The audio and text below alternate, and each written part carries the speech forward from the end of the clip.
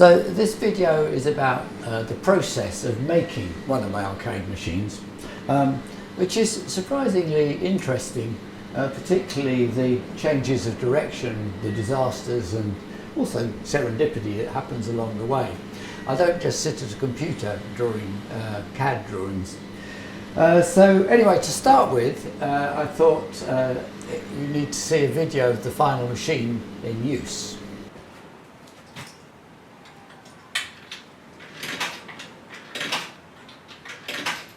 You're going to drive your kids 400 metres to the school at the top, safely protected by your 2-ton, 4-wheel drive SUV.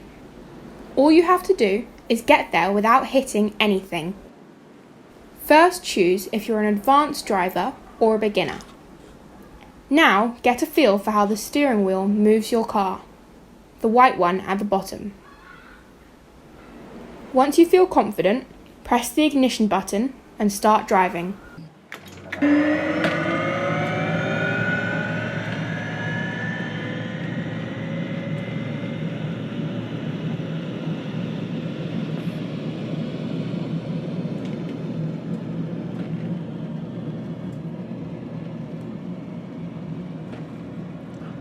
I can't miss the cyclist.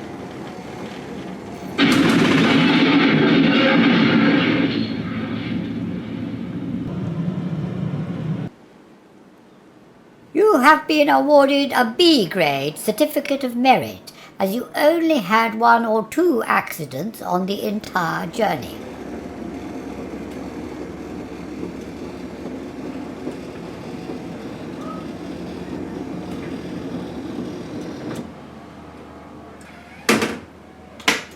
So now, try the politically incorrect version of this game. It's actually much more fun to try and hit all of the obstacles head on. So see how many of them you can flatten with your 2-ton monster SUV. Press the ignition to start driving again.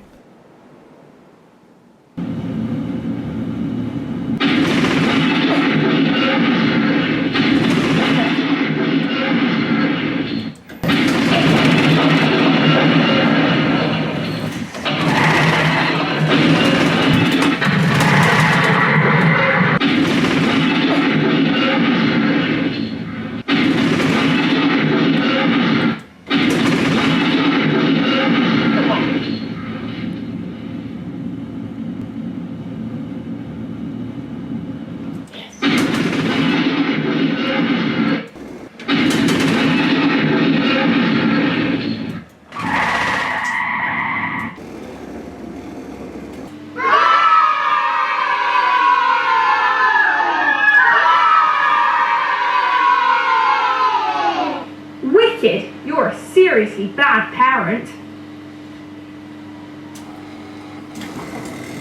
Next time you use this machine, try texting or applying makeup while driving to increase your skill.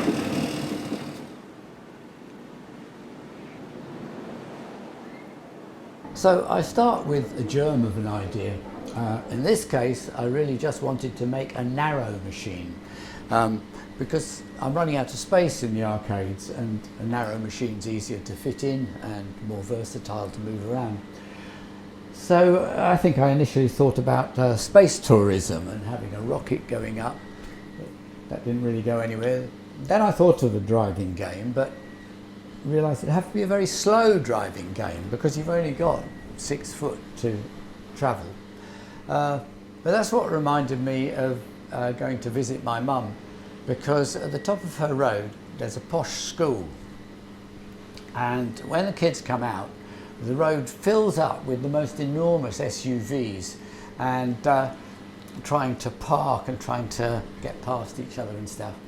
And then the sight of the tiny children inside these monstrous tanks, even the mums look tiny, it's just very funny and it often has entertained me. So that was my starting point. But to really get stuck in, I need some element to start prototyping. And I had no idea how to do the crashes when I started, but I had an idea on the train back from London one day. Often have ideas on the train. And got home and started trying to make a prototype. And this was the prototype that I made. So the idea is that there are these sections of road that tip up 180 degrees. So it can go from the before scene on one side to the after scene on the other. And the shaft of this tipping section, you can just see it here, there's a pulley and a green belt, and if I turn it round, you can see the belt is connected to a motor, a geared motor. So that should make it go round 180 degrees. Oh, no, it won't, will it? I'll have to... That's the idea. Now, the only other mechanical part in here is this micro switch.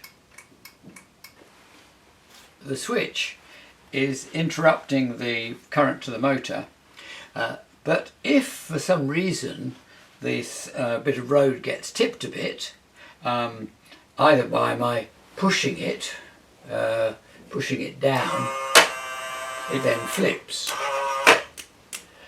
But equally, it can flip when the car hits it. It's the same reason. And there he is, the poor man, flattened. And then at the end of the run, I just put the motor in reverse, and it's all ready for him to be hit again. Well, this mechanism was very satisfying to me because it's simple and potentially reliable, but the effect was better than I was expecting, really. So then I went on to a much bigger prototype for the whole machine. This prototype was to test both the ergonomics, see if kids were the right size to be able to see what they were doing and stuff like that, but also to test the drive mechanism for the car that you'd be driving. One very useful thing I found from this is that with your viewing angle dead in front of the car didn't actually have to touch the road at all.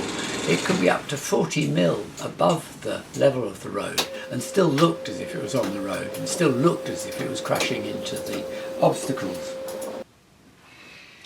At the time I was thinking of having a great big SUV at the top of the machine, sort of 3D model, but it so reduced the length of the travel that you could drive up by wasting that space at the top that I abandoned it at this stage.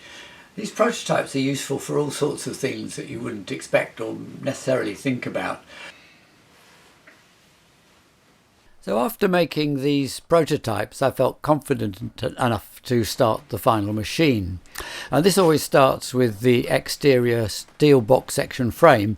Here the photo is taken a bit later and it's painted with red oxide, and everything bolts to this frame. So then I also had to make final versions of the mechanism that supports the car. This is the prototype version, and this is how it turned out. Obviously a lot more solid, but also certainly looks rather more complicated.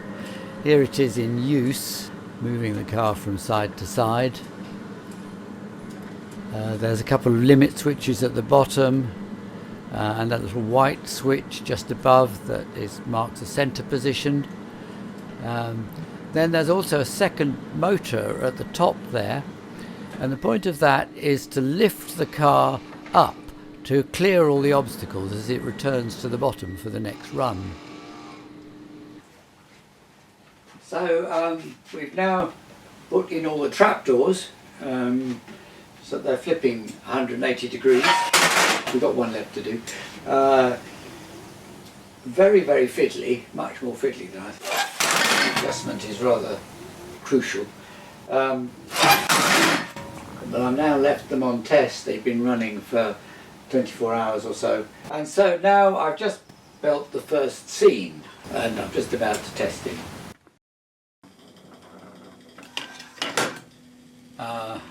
And it was actually very disappointing. I'd completely forgotten that in my original model, really the car was just good at flattening things. And I'd designed all the different scenes of different disasters that could happen to all the characters, but really none of them were any good. I had to go back to the drawing board and make flattened versions of them. But at least I've discovered this before I'd carved the lot, so it did save quite a bit of time. They're carved out of gelatong, a wood traditionally used for pattern making. It's straight grained and very easy to carve. But anyway, after about 4 weeks or so, I'd done that and painted them all with acrylic. So finally I could then have a sort of test run. Unfortunately, it didn't work like this when I first tried it. In fact, it didn't work at all. Well, the first thing I found was that I'd made the SUV that you drive yourself much too big. It was actually impossible to avoid the obstacles. This thing was too big and lumbering. So I had to make a much smaller version. And I felt very disappointed because it no longer looked like a monster SUV. Fortunately, my friend Bill was there and he said, "Oh, don't be silly, Tim, people won't notice." And of course he was right. It's very useful to have other people around sometimes. It's so easy to get obsessed by tiny little details working alone. The smaller SUV, it did all finally start to work.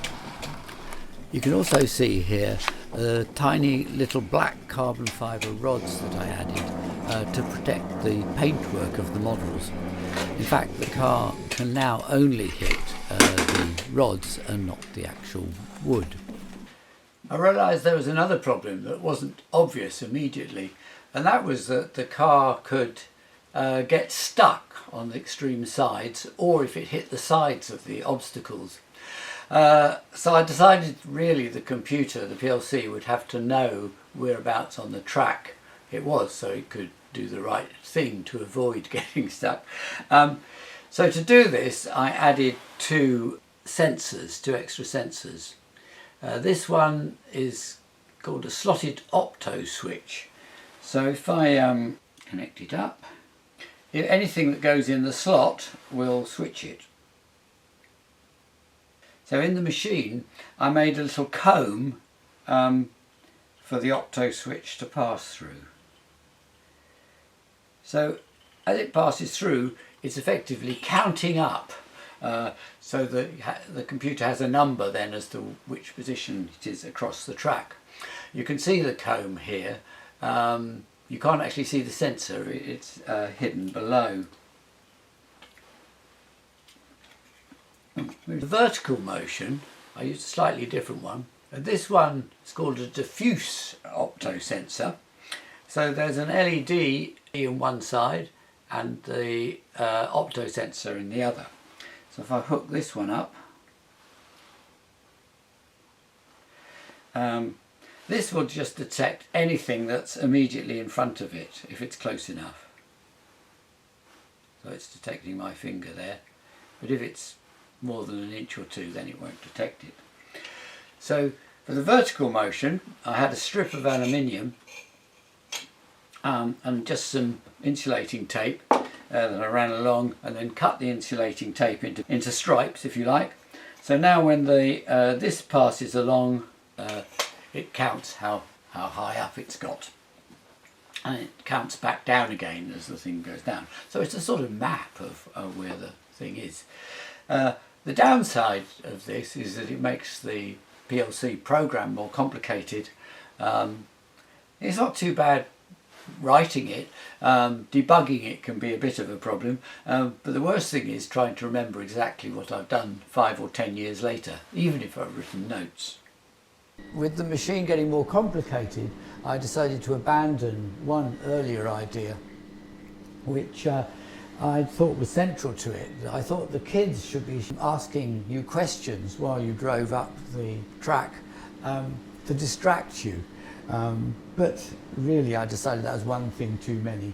And very often when I'm making the machines, I get to a point where I have to simplify everything. And usually it doesn't really matter very much.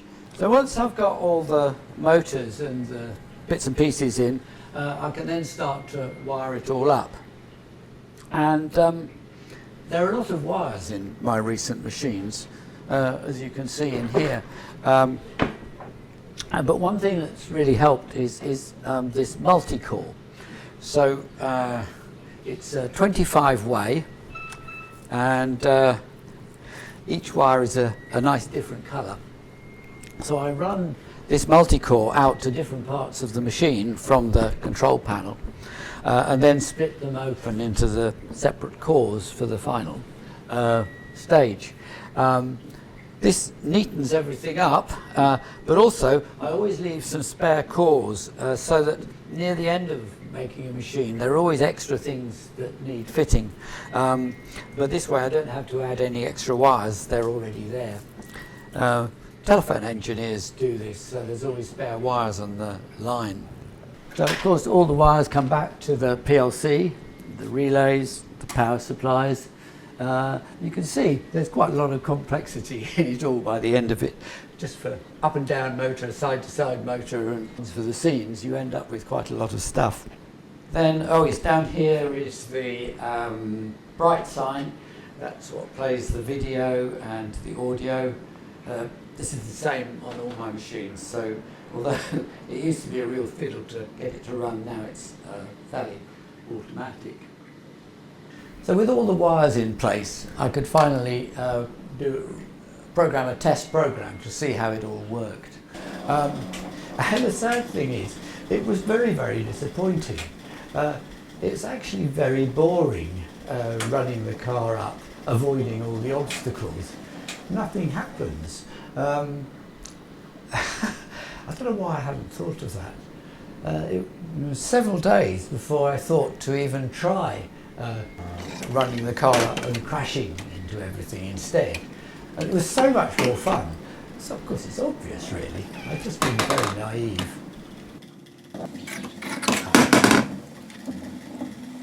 So it's now been on the pier for about 3.5 years. And after the usual teething problems, things coming loose and adjusting the tension on various belts and things, it's been more reliable than most. Had no trouble at all with those fiddly encoders. They seem very reliable, and mostly they've done their job. Though when I opened the machine up today, I found this woman in the bottom. She got knocked off beside the green car near the top. Things are never quite perfect. These machines are always prototypes. But mainly, I now quite like it.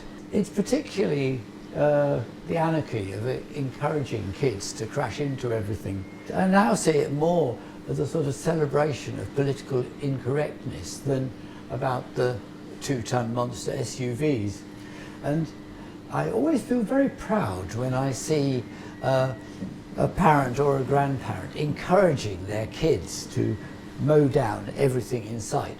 Something very satisfying about it.